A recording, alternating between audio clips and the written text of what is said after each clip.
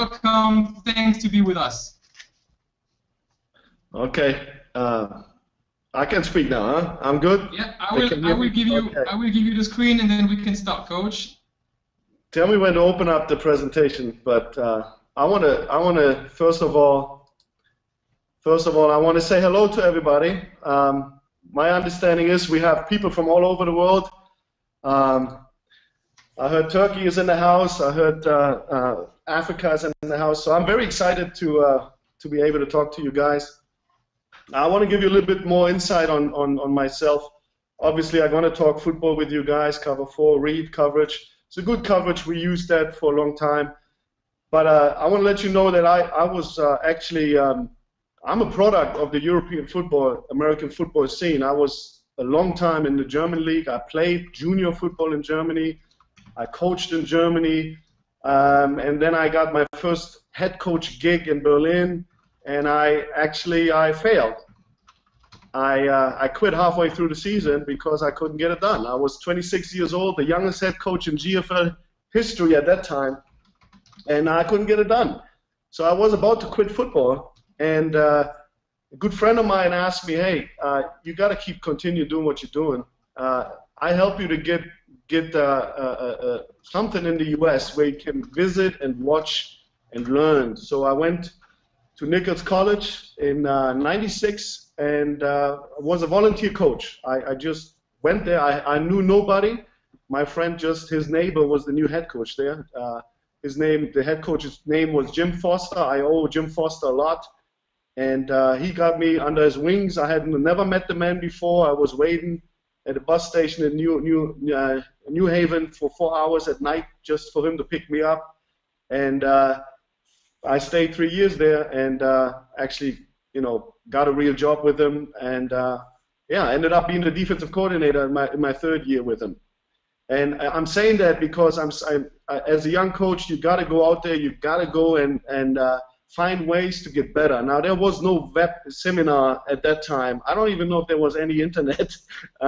So this was the only way for me to do it. And after that, I was hired right into NFL Europe in my last year at Nichols College, which is a small college in Massachusetts, in Dudley, Massachusetts, an hour away from Boston. I got a phone call from Wes Chandler, former first-round draft choice, legendary player for the Chargers, and he called the college and said, "I want to talk to Coach Shuan, and I want to offer him a job in a pro league at his hometown." So I was a very lucky customer, and I went right back to my hometown, but this time I went with the pro team and I didn't fail. So and then you saw my next stations and what I accomplished, and I had great coaches taking me under their wing. There was Wes Chandler, Jim Foster at Nichols. Peter Vaz, actually, who spoke 2 days ago, was my second coach at Berlin Thunder. Great coach, great person. Gave me a chance to really get involved and coach and learn and get better, because sometimes you don't get to work, you don't get to learn, you don't get people to give you a chance. But I was lucky. And then Rick Lance, also legendary coach, he took over from Peter. And he gave me a great chance, put me on defense. And a lot of stuff I'm going to talk to you tonight is stuff I learned over that course, that's time span. And I mean, I want to share that. So I'm not coming from the US. I have not been in the NFL, the real NFL and all that. I made my way through, and I enjoy my life. I have a great job. The SWARCO Raiders, Tirol, a classy organization, and I'm a lucky guy. I know that. So again, I hope you guys, if there's young coaches, I hope you use the time here. Son coupé. I do have old books from Nichols '96. I pulled that out. I thought I have it here. To get the notes on that coverage, and as you can see, I collect everything. So I want to make sure you guys understand that you got to write stuff down. Don't throw anything away. Keep it in your files. And like I said, I have books where I was writing coverage stuff down, notes, and I go back 10 years, 15 years just to help my team now. And those are good habits, I think. And it's like Coach Larry Legault said yesterday, keep every practice plan and make it a habit, because too many times I see young coaches after practice throwing the stuff away. I see that many times, putting it in the trash, and they come to work with no bag. I'm amazed sometimes. There's no bag. They come like this with a whistle in their hand, and I was wondering, how can you do this hobby or job? It doesn't matter if you make money, but you got to collect the information. And I just want to make sure you guys understand that. If you're a young coach, if you're an older coach, you know what I'm talking about. Now, I want to talk about cover 4 read, which is a pattern match coverage. Nothing special. Not everybody does it. It's not a secret thing. I consider it a split field coverage. You split the field, and I want to talk a little bit about my choice package, which is what we're doing, and I give you more information about this in a second. Now I'm going to click on the next slide here. What we face here in Europe a lot is they all start to go into the spread offense. And I want to give you a little insight of this. Is a piece out of our playbook and our coaches playbook. We have different ones for players and coaches. Coaches one is much thicker, more information, and this is what we came up with, and it's not us. This is on the net everywhere. You can get all this information yourself. But we were trying to collect information. What do we face? What do we have to defend? And it's the spread. For example, we stopped away. We went away from big guys on defense. Our DNs now play D-tackle. Our safeties play linebacker. I mean, we move people. We got to get much more speed on the field than in the past. I mean, in the past, we are 4-3 defense. I can't even do that anymore. I have to go into a 4-2 TCU style. Some 30 elements. I mean, we do a lot of those things just to counter what people do on offense nowadays. Now, we all know, and I hope there's a lot of defensive coaches, you know, all the rules are changed for offense. We have no chance anymore. So you see those loop-sided scores? Yeah, no, all those offensive guys love it. I hate it. You can't. It's a race, and it's really difficult for us to do and to stop it. But there's ever coming, there's always stuff coming back at you, and that is the need to stop the run on 1st and 2nd down. Okay, that's very important because they do try to get into manageable 2nd downs.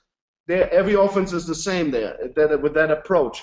They got a 1st down, they want to get a 2nd and 5, they want to get a 2nd and 4, they want to make sure they get a manageable down and they can use the whole game plan. So that the 2nd and medium, that's what allows them to do. It's the whole menu, you can say. We cannot allow big plays. That's the second part. Have patience and don't force it. Now there's a lot of defensive philosophies out there. We are a bend but don't break defense. We do get a little bit stingy in the red zone, and we have one of the best red zone defenses every year. But we do give up yards. And we do give up long drives, and they have probably more time of possession on offense than we have. But we know that, and we're not in for the stats. We're in for the win. So that's our approach to it. So we do give you some, and many games you see us with us is you see them they look very good in the middle of the field, and you know people like, man, they move the ball nicely. You get in the red zone, mostly everybody chokes. So that's what we want to do. A big point is number 3, with the spread and all the quick passing going on and all the stretch in the field. There's a lot of open seams and wide angles for the offense. We will work on vision breaks, okay? All eyes are on the quarterback. You will see that when I talk about linebacker play in cover 4, the way we do it. Obviously, what I'm talking about is what we do. There's different versions of cover 4. I think it's not even called cover 4 with many other teams. It's 7, it's 8, it's different. So, but in our system, it's cover 4, so don't get confused, okay? We want vision breaks, all eyes on the quarterback, no yards after catch. We don't track the ball. I don't look at the ball. We're finding the wide receiver. So if I see the QB looking at a specific wide receiver, I turn and I look for the target. I don't look at the ball, and all I see is I always say, I see an ugly man throwing the football. I don't want to see that. I want to see where is he going to throw it, and they're going to run at him, and I want to maybe peek shortly before it's there. Otherwise, I'm on collision course. This is how we're going to work. We got to disguise the defense, okay? That's a big part of it, and you know that. It's multiple pressures, multiple coverages, but it has to look the same. So it's very important, okay? Third down and fourth downs, I mean, that's similar for us. Got to stop them. A lot of teams go on fourth down now. We have teams, they don't even punt anymore. So you got to work it and trade it for fourth down, and then hopefully stop them. And you got to change your approach there a little bit. I will talk a little bit about it later on. You got to attack their protections, their pass pro protection. Now they're all sliding, turn back protection. There's a lot of stuff going on. Which side they're sliding to, especially quick passing. Teams slide. That means they start on the guard, and the play side tackle stays on the end, and then the back fits in, or they slide everybody, and it's called turn back, and the back has the end. This is kind of what you got to find out. What personnel groups they use. Zone, man side. Is there a man side and a zone side of protection? All right, that's all the stuff you need to know, because if you find out the man side, that's the side you want to pressure. All that stuff. I may have a chance to talk about blitzing down the road, but that's a different story. Pressure the quarterback, obviously, that's a given. Harder to do than people think. That is all timing. It's all three-step. It's all quick out of the hands. Sometimes you can't even get there even if you have a free run at the guy. So don't kid yourself. You got to be very solid in the back.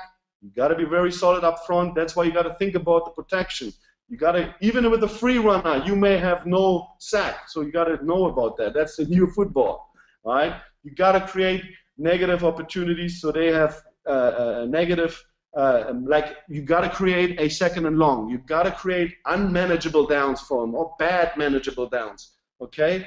And then throw stuff at him. It's number 9, chaos theory. You know, throw the stuff at him. Give him different stuff. Fool him a little bit. You may do the same stuff out of 30 than you do with the 40, but the extra guy is a spy guy. But you still do the same stuff with everybody else. They don't know that, but that's what I'm talking about when I talk about create some chaos, okay? And then dictate to the offense and shrink their play package. All right, field goals don't get you beat, okay? You see that every week, especially in the NFL. I just saw a game, I think the Saints kicking 3-4 field goals, and it's still a game. 2 weeks ago, and I'm thinking, man, they're dominating, but they don't get away from anybody. You don't never ever want to have a team hang around with you until the fourth quarter, even though you're a better team. Okay? And then again, we must be great in the red zone. Don't ever panic. Okay? They do have less plays in the red zone. They don't play everything.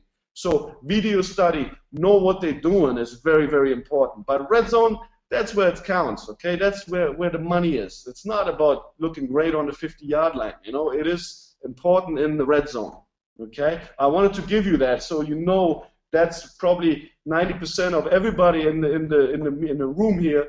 That's what you got to defend, because offensive coaches, you know, they like the new stuff. It's like the new iPhone 6. They all like the new iPhone 6. I'm old school. I got the iPhone 4. It's good. Okay, cover 4. This is the basics. I call it the cover 4 read basics. The cover 4, the first time I saw it was in 1996 at Nichols College. I was familiar with cover 2. I was familiar with the old school cover 2 half field coverage. I was familiar with cover 3 man coverage. I knew all that going there, learning it over in Germany. I had good coaches in Germany, and then I went over there, and this. In '96, it's a long time ago, but at that time it really opened up my horizon, because now suddenly we're talking about reading somebody and doing different things, and I thought I want to share that with you, because this is I used it everywhere I went. This is I used it in junior football. I won championship with that. I used it in lower division in Germany, won championship with it. It is very hard to digest for the offense, because they don't really know what you're doing, because it is, like it says here on the top, it's a 4 deep, 3 under zone coverage with man-to-man elements, which creates a numbers advantage for yourself. Okay? But it is still a 4 deep, 3 under zone coverage. That's how it looks for them. Some say it's a field cover too high, but you know, we started to move our corners back because we had to in AFL in Austria. And it looks like almost like cover 8, quarters coverage, right? It is a change-up coverage. At best, it can't be everything you do. It has to be a part of your concept, because the offensive coaches are not dumb. They know what they're doing. So especially after today, they're all going to know what we're doing. So I can't play this anymore, but I do it for you, all right? We call this a change-up coverage. We may play we do play Tampa too. We do play